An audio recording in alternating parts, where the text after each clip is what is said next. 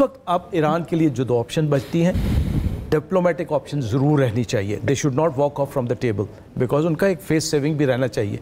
दूसरी ऑप्शन जो है वो ये नेवल ऑप्शन और मिसाइल ऑप्शन है. कुछ ना कुछ करना पड़ेगा, वरना ये जो एक बहुत बड़ी तारीख है ईरान की, बहुत बड़ी हिस्ट्री है, एक बहुत बड़ी कुव्वत, ये क्लैप्स कर जाएगी. और कल ये किसी प्रॉक्सी वार्स की हम बात कर रहे हैं, उन्होंने ऐसे प्लान्ड तरीके से सारी प्रॉक्सीज़ को ख़त्म किया. सीरिया को आखिर में लेके आए, उससे पहले हमास को ख़त्म किया, उससे पहले उन्होंने लेबनान में हिजबुल्लाह को किया. तो रह क्या गया उनका प्रॉक्सी? ज़रूर करना चाहिए. और वो तो हम बात की बातें करते हैं कि इनको क्या करना चाहिए था पहले. क्या उस वक्त फोकस करते, प्रॉक्सी वॉर्स पे फोकस करते, या अपनी टेक्नोलॉजी के जो मैं कहूँगा दावे थे उनको स्ट्रेंथन करना चाहिए था? अब दो चीज़ें रह गई हैं, उनके ऊपर ज़रूर इनको फोकस करके इफ़ेक्ट बेस्ड स्ट्रेटजी बने, not just for the sake of attack.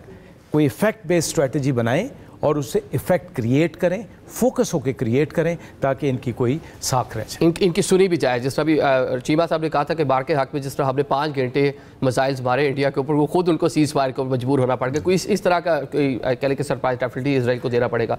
Ahmad अल अरबी हमारे साथ है. अहमद साहब, ये बता दें कि इस पूरी सूरत हाल में बचता क्या है? आपका थीसिस भी है इसराइल पर, तो ग्रेटर इसराइल उस जानिब वो पेशकदमी कर रहे हैं, बढ़ रहे हैं. अब ईरान के पास ऑप्शंस क्या बचती हैं?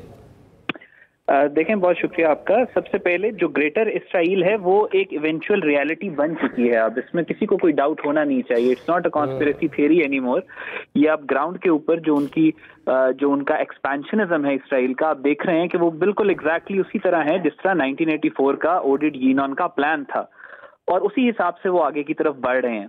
और ईरान का जो रिस्पांस पिछले 3 साल से रहा है, अनफॉर्चुनेटली जो जिस तरीके से इन्होंने, जब ये 7 अक्टूबर वाला हमास वाले आए, उसके बाद इन्होंने इसराइल ने जिस तरीके से जेनोसिडल जो अप्रोच थी उनकी गाजा की तरफ, उसी वक्त पूरी दुनिया के अंदर जो थिंकर्स थे, जो मिडल ईस्ट को समझ रहे थे, देख रहे थे, वो ये बात उस वक्त से करना शुरू हो गए थे कि इसराइल इवेंचुअली गाजा को फ्लैट करने के बाद सीरिया के अंदर अपनी मर्जी की रजीम लेके आएगा, और फिर उसके बाद वो ईरान को टारगेट करेंगे. और ओडिड यीनॉन प्लान में भी 84 में ये बात एग्जैक्टली इसी तरीके से लिखी हुई थी.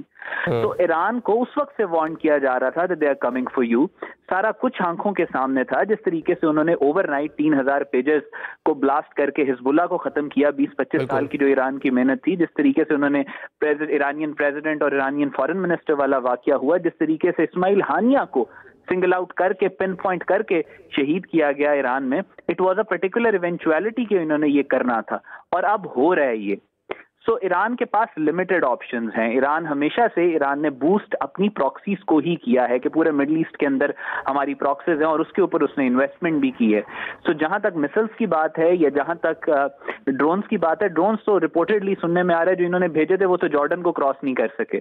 तो ईरान के पास जो ऑप्शंस हैं वो यही हैं कि वो प्रॉक्सीज जो हैं, इंटरेस्टिंग चीज आपके साथ शेयर करता हूं कि जब 7 अक्टूबर वाला वाकया हुआ था, तो उसके बाद एक इसराइली डिफेंस एनालिस्ट है, उन्होंने लिखा था कि अगर उस वक्त हिजबुल्लाह अटैक कर देती, इस वक्त इस तरफ से हमास अटैक कर देता, तो there was a very high probability कि तल अवीव में ये दोनों मुसलमान फौजें आपस में एक दूसरे के साथ हाथ मिला रही होती. इतना प्रेशर था इसराइल के ऊपर.